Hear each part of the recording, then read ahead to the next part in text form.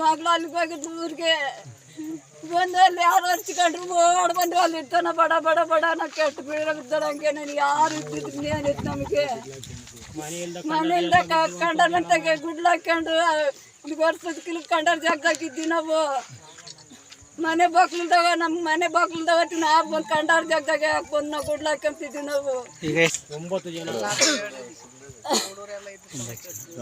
ಮಾಡ್ತಾ ಇದ್ದೀನಿ ಬೈಕ್ ಗ್ರಾಮಸ್ಥರು ಏನು ಹೇಳಕ್ಕೆ ಇಷ್ಟಪಡ್ತೀವಿ ಅಂದರೆ ಇವ್ರಿಗೆ ಯಾವುದೇ ರೀತಿಯ ಅನುಕೂಲ ಇಲ್ಲ. ಅಂದರೆ ತುಂಬ ಕಡುಬಡವರು ಇವ್ರಿಗೆ.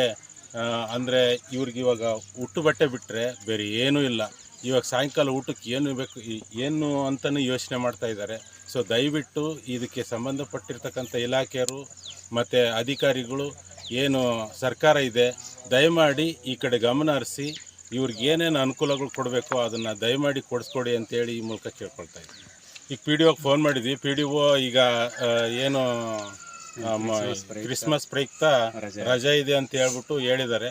ಆಮೇಲೆ ಬಿಲ್ ಕಲೆಕ್ಟ್ರಿಗೆ ಫೋನ್ ಮಾಡಿದ್ವಿ, ಅವರು ಕೂಡ ರಜೆ ಇದ್ದಾರೆ, ನನಗೆ ಹುಷಾರಿಲ್ಲ, ನಾನು ಹಾಸ್ಪಿಟ್ಲಲ್ಲಿ ಇದ್ದೀನಿ ಅಂತ ಹೇಳ್ತಿದ್ದಾರೆ. ಅಧ್ಯಕ್ಷರು ಯಾವುದೋ ಊರಿಗೆ ಹೋಗಿದ್ದಾರೆ. ಇವ್ರು ಯಾರೂ ಇಲಾಖೆ ಕಡೆಯಿಂದ ಯಾರೂ ಬಂದಿಲ್ಲ. ಸೊ ಏನೇನು ದಾಖಲಾತಿ ಬೇಕೋ ಆ ಎಲ್ಲ ದಾಖಲಾತಿನೂ ವಿಡಿಯೋ ಸಮೇತ ಫೋಟೋ ಸಮೇತ ಇದ್ರದ್ದು ಏನೇನು ಸಂಬಂಧಪಟ್ಟಿದ್ದು ಎಲ್ಲನೂ ನಾವು ನಿಮಗೆ ತಲುಪ್ಸೋಕ್ಕೆ ನಾವು ರೆಡಿ ಇದ್ದೀವಿ. ಯಾಕೆ ಅಂದರೆ ನಾನೊಬ್ಬನೆಲ್ಲ ಇಲ್ಲಿ ನೋವನ್ನು ಉಣ್ತಿರೋದು, ಇಡೀ ಗ್ರಾಮನೇ ಇವತ್ತು ಕಣ್ಣೀರಾಗ್ತಾ ಇದೆ ಇವರ ಪರಿಸ್ಥಿತಿ ನೋಡ್ಬಿಟ್ಟು. ಸೊ ಹಾಗಾಗಿ ನಾವು ಕೇಳ್ಕೊಳ್ಳೋದಿಷ್ಟೇ, ಅವ್ರಿಗೆ ಏನೇನು ಸೌಲಭ್ಯಗಳು ಬರ್ತಾವೆ ಅವನ್ನೆಲ್ಲ ಒದಗಿಸ್ಕೊಡ್ಬೇಕು ಅಂತ ಕೇಳ್ಕೊಳ್ತೇವೆ. ಮನೆಯಲ್ಲಿ ಈಗ ಅದೇ ಬಟ್ಟೆ ಒಡವೆಗಳು, ಆ ಹುಡುಗಿ ಡಿಗ್ರಿ ಮಾಡ್ತಿರ್ತಕ್ಕಂಥ ಹುಡುಗಿ ಎಲ್ಲ ಬುಕ್ಗಳು, ಸರ್ಟಿಫಿಕೇಟ್ಗಳು, ಆಧಾರ್ ಕಾರ್ಡ್ ಆಗಿರ್ಬೋದು, ಕ್ಯಾಸ್ಟ್ ಇನ್ಕಮ್ಮು, ದುಡ್ಡು, ಏನೋ ಮದುವೆ ಮಾಡಬೇಕು ಅಂತ ಹೇಳ್ಬಿಟ್ಟು ಮೊಮ್ಮಗಳಿಗೆ ಡಿಗ್ರಿ ಮಾಡ್ತಿದ್ಲಲ್ಲ, ಏನೋ ಮದುವೆ ಮಾಡ್ಬೇಕು ಅಂತ ಹೇಳ್ಬಿಟ್ಟು ಒಂದು 50,000 ದುಡ್ಡು ಏನೋ ಇಟ್ಕೊಂಡಿದ್ರಂತೆ. ಸೊ ಅದೆಲ್ಲ ಸುಟ್ಟೋಗಿದೆ. ಮತ್ತು ಒಡವೆಗಳು, ಸಣ್ಣ ಪುಟ್ಟ ಒಡವೆಗಳು, ಅವರು ಮಿಡ್ಲ್ ಫ್ಯಾಮಿಲೀಸು, ಹಂಗಾಗಿ ಸಣ್ಣ ಪುಟ್ಟ ಒಡವೆಗಳನ್ನೆಲ್ಲ ಕಳ್ಕೊಂಡು ಈಗ ನಿರಾಶ್ರಿತರಾಗಿದ್ದಾರೆ. ಟೋಟಲಿ ನಿರಾಶ್ರಿತರು, ಯಾವುದೇ ಅವ್ರಿಗೆ ಆಶ್ರಯ ಇಲ್ಲ.